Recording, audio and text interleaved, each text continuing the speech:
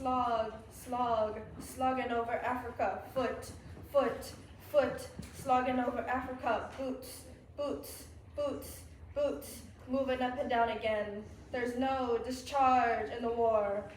7, 6, 11, 5, 9 and 20 miles a day, boots, boots, boots, boots, moving up and down again. Men, 4, 11, 7, 17, 32 the day before. Boots, boots, boots, boots, moving up and down again. There's no discharge in the war. Don't look at what's in front of you. Boots, boots, boots, boots, moving up and down again. Men go manless watching them. And there's no discharge in the war. Try to think of something different. Oh my God, keep me from going lunatic. Boots, boots, boots, boots, moving up and down again. There's no discharge in the war. Count the bullets in the bandoliers. If your eyes drop, they will get atop of you. Boots, boots, boots, boots, moving up and down again. And there's no discharge in the war. We can stick out hunger, thirst, and weariness, but not the chronic sight of them. Boots, boots, boots, boots, moving up and down again. And there's no discharge in the war. Tain't so bad by day because of company, but night brings long strings of 40,000 million. Boots, boots, boots, boots, moving up and down again. And there's no discharge in the war.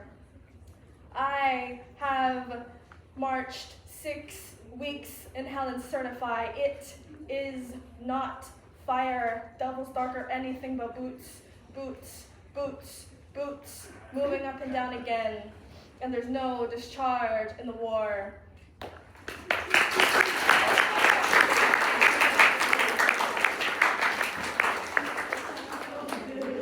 Afro-Latina and Angelino, Lydia Esther Thornton was a member of the 6th AAA, a World War II segregated union of the Women's Army Corps, recently recognized in the Netflix series 6th AAA starring Kerry Washington. Lydia, along with 854 women of color, were sent to Europe to clear a massive backlog of mail, packages stacked to the ceilings in rat-infested and dirty warehouses in Europe.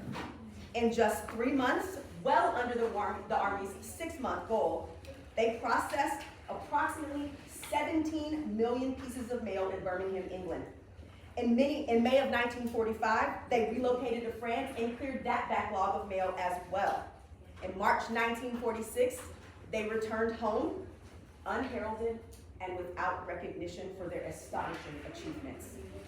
Women of color have fought on the front lines for our country, but returned home to face and continue to fight for their own rights in this country.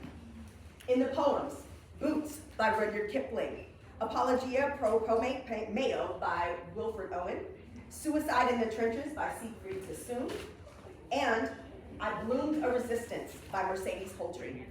We see the impact of a lifetime of continuous fighting just to be recognized and given our rights.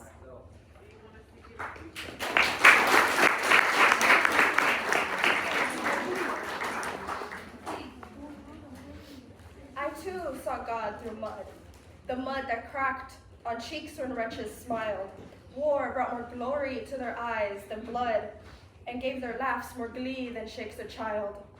Merry it was to laugh there, where death became absurd and life absurder. For power was on us as we slashed bones bare, not to feel sickness or remorse of murder.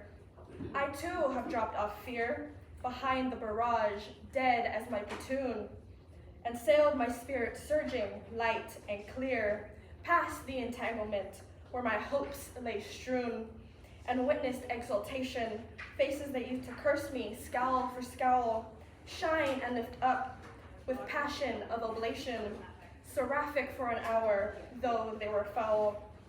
I have made fellowships, untold of happy lovers in old song, for love is not the binding of fair lips, with the soft silk of eyes that look and long, but joy whose ribbon slips, but wound with war's hard wire, whose stakes are strong, bound by the bandage of the arm that drips, knit in the wielding of the rifle thong.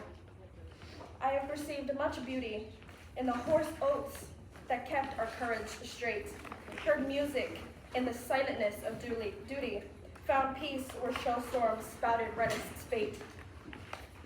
Nevertheless, except you share with them in the hell of sorrowful's dark of hell, whose world is but the trembling of a flare, and heaven but the highway for a shell. You shall hear their mirth, you shall not come to think of them well content by any jest of mine. These men are worth your tears, you are not worth their merriment. Confederates protesting in the streets, marching for the purification of this nation. And forgive me for calling out the obvious, but we don't make that cut. We are anything but pure, somos mestizo, complicated in our identities. We come from the islands all the way to the border. We reside in the ocean tides and the mountain sunrise, and we pray in more than 2 languages, dance to many drum beats, eat the finest fruits and foods, and they ain't got a way to define us except to lump us all in the same category. And if we're being honest, your vote doesn't count if they tell you to go back to the country you came from. See, if your president doesn't recognize that, there is a problem. As if your first language isn't Spanish, as if your children don't go to the same school as mine, as if you don't show up to the same church and pray to the same God as I do. See, when they call you a spick despite your politics, when you look at me across the table and tell me that your vote was worth it, while you're denying the ancestry that runs through our veins, our people are dying, standing here on Frontera Nora, norte hombre abajo del sol, porque el sueño americana, esperanza, para buscar una vida mejor. They exploit us in the field and then send us to war, colonize our tongues, and yet we are still not American enough.